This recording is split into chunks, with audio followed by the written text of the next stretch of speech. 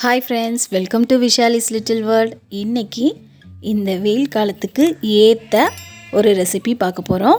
பூசணிக்காய் சாம்பார் எப்படி செய்கிறதுன்னு பார்ப்போம் வாங்க. அடிக்கிற வெயிலுக்கு ஏற்ற ஒரு காய் இது. ஆரோக்கியமான நீர் சத்து நிறைந்த காய் இது. பூசணிக்காயில் ஒரு கீத்து மட்டும் கட் பண்ணி எடுத்திருக்கேன். இதை வச்சு தான் அன்றைக்கி நான் சாம்பார் செய்ய போகிறேன். இதில் கீழே இருக்க தோலை நம்ம நீக்கிடணும். விதை முற்றலாக இருந்தால் அதை நம்ம எடுத்துகிட்டு யூஸ் பண்ணணும். பிஞ்சாக இருந்தால் நம்ம அப்படியே கட் பண்ணி எடுத்துக்கலாம். சின்ன சின்ன துண்டாக நான் கட் பண்ணி எடுத்துட்டேன். தோல்லாம் நீக்கியாச்சு. இப்போ நம்ம எப்படி சாம்பார் வைக்கிறதுன்னு பார்க்கலாம். ஒரு மண் சட்டி எடுத்திருக்கேன். இதில் தேவையான அளவு நல்லெண்ணெய் ஊற்றிட்டு 15 சின்ன வெங்காயம், 10 பல் பூண்டு, 2 பச்சை மிளகா எல்லாம் சேர்த்து நல்லா வதக்கி விடணும். இந்த வெள்ளை பூசணியில் நீர் சத்து நிறையவே இருக்குது. வெயில் காலத்துக்கு நம்ம இந்த மாதிரி காய்களை சேர்த்துக்கிட்டோம் அப்படின்னா உடம்புக்கு ரொம்ப நல்லது, நல்ல குளிர்ச்சியை தரும். அது மட்டும் கிடையாது, இந்த வெண்பூசணிக்கு இந்த சம்மர் டைமில் வர நோய்களை தடுக்கிறதுக்கான ஆன்டி ஆக்சிடென்ட் நிறையவே இருக்குது. அதனால் கண்டிப்பாக இதை யூஸ் பண்ணுங்கள். 2 தக்காளி இது கூட சேர்த்து இதையும் நல்லா வதக்கி விடுங்க. குழம்புக்கு தேவையான கல்லுப்பு கொஞ்சம் சேர்த்துக்கலாம். இதையும் நல்லா வதக்கி விடுங்க. வெங்காயம் தக்காளி நல்லா வதங்கி வந்ததுக்கப்புறமா கட் பண்ணி வச்சுருக்க வெள்ளை பூசணிக்காயை இதில் சேர்த்துக்கலாம். இதுவும் தக்காளி வெங்காயத்தோட அந்த எண்ணெயில் நல்லா வதங்கி வரணும். அப்போ தான் சாம்பார் ரொம்ப டேஸ்டியாக இருக்கும்.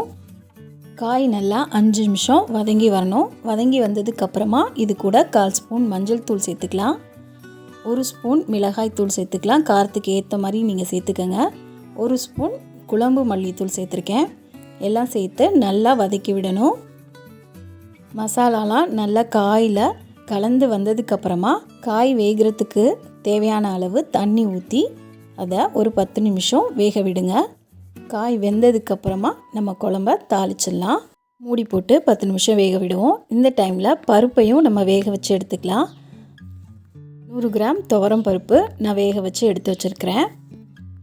10 மினிட்ஸ் ஆயிடுச்சு. காயெல்லாம் நல்லா வெந்து வந்துருச்சு, பூ போல் வெந்துருச்சு. நம்ம முருங்கைக்காய் சாம்பார், இந்த மாதிரி பரங்கிக்காய் சாம்பார், பூசணிக்காய் சாம்பார்லாம் நம்ம எப்படி வச்சாலுமே டேஸ்ட்டு ரொம்ப சூப்பராக இருக்கும்.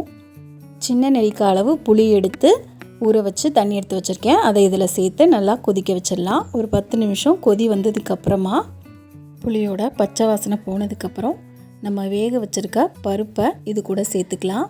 பருப்பு நல்லாவே குழஞ்சிருக்கு. இது ஒரு 5 நிமிஷம் நல்லா கொதித்து வந்தாலே போதும். இப்போ நம்ம தாளிப்பு ரெடி பண்ணிக்கலாம்.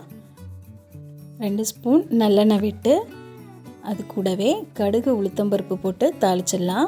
கடுகு உளுத்தம்பருப்பு பொரிஞ்சோன்னே ஃப்ரெஷ்ஷான கருவேப்பிலை கொத்து கொஞ்சம் ஆட் பண்ணிக்கிட்டு 2 காஞ்ச மிளகாய் ஆட் பண்ணிக்கலாம். அவ்வளோதான், தாளிப்பு ரெடி.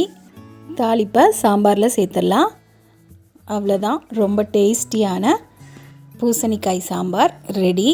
இந்த வெண்பூசணி சாம்பார் சாதத்துக்கு மட்டும் இல்லை, இட்லி தோசைக்கெல்லாமே ரொம்ப சூப்பராக ஆப்டாக இருக்கும். நீங்களும் செஞ்சு பார்த்துட்டு எப்படி இருந்ததுன்னு எனக்கு கமெண்ட்டில் சொல்லுங்கள். கண்டிப்பாக இந்த வெயில் காலத்தில் அடிக்கடி செய்யுங்க. உடம்ப குளிர்ச்சியாக வச்சுக்கோங்க. இந்த வீடியோ பிடிச்சிருந்துச்சின்னா மறக்காமல் ஒரு லைக் கொடுத்துருங்க. இதே மாதிரி ஒரு சூப்பரான ரெசிபியோட அடுத்த வீடியோவில் சந்திக்கிறேன். தேங்க்ஸ் ஃபார் வாட்சிங். Bye friends.